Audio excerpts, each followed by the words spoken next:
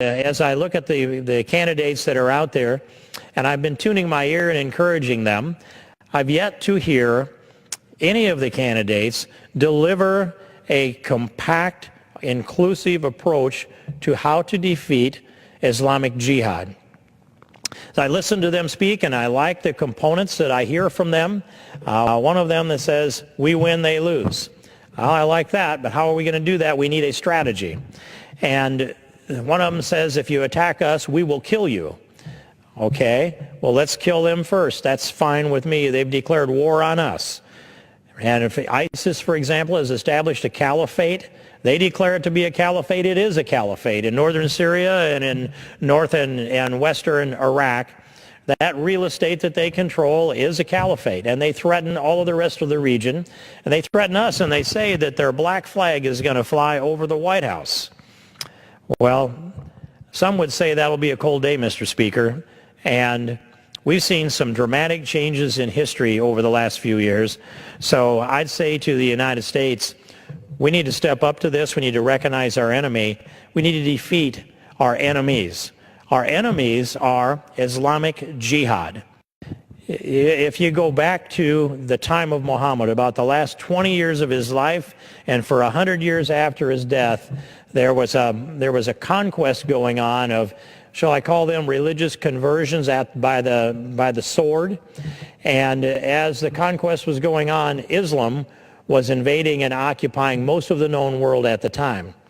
By 732 AD, Mr. Speaker, the Islamists were outside the city of Tours in France when Charles Martel brought his infantry into the trees to face the cavalry charge of the Islamists.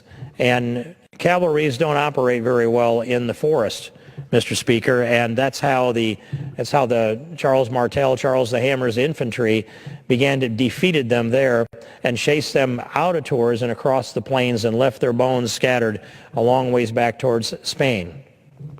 That was 732 AD, and you could fast forward again and again to catch some of the milestones. 1571, the Battle of Lepanto, when the Islamist navy was sunk by the Holy League Navy that went to meet them in the Aegean Sea. And you can go till 1683 when Vienna was surrounded by the Islamists of the time.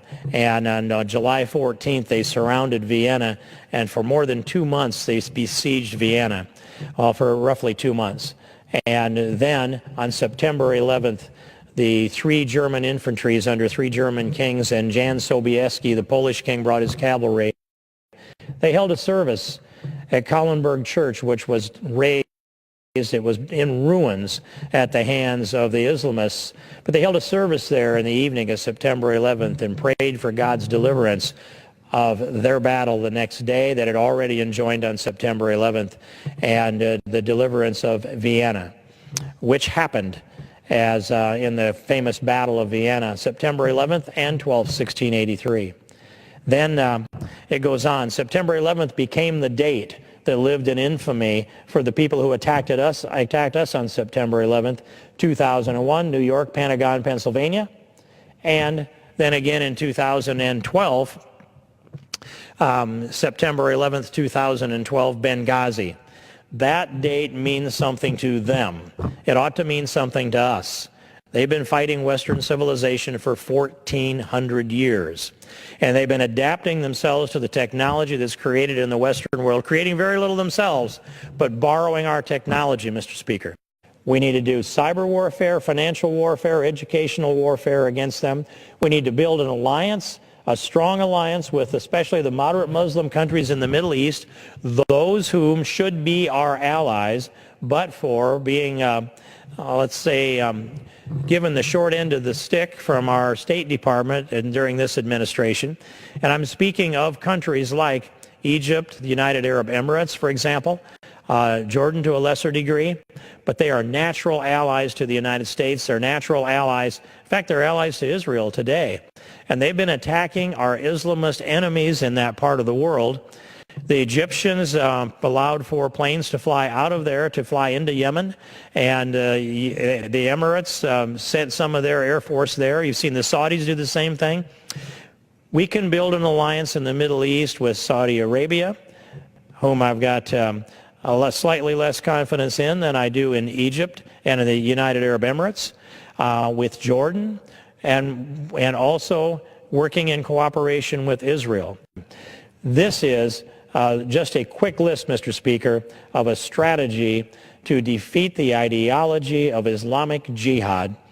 The time has come for us to do that. I want to see a presidential candidate, or 16 of them, I hope, who can articulate a vision to bring about the defeat of this enemy that has been bringing battle against Western civilization for 1,400 years, that targets the United States of America as the great Satan and the center of their efforts. That they would like to destroy all of the United States of America.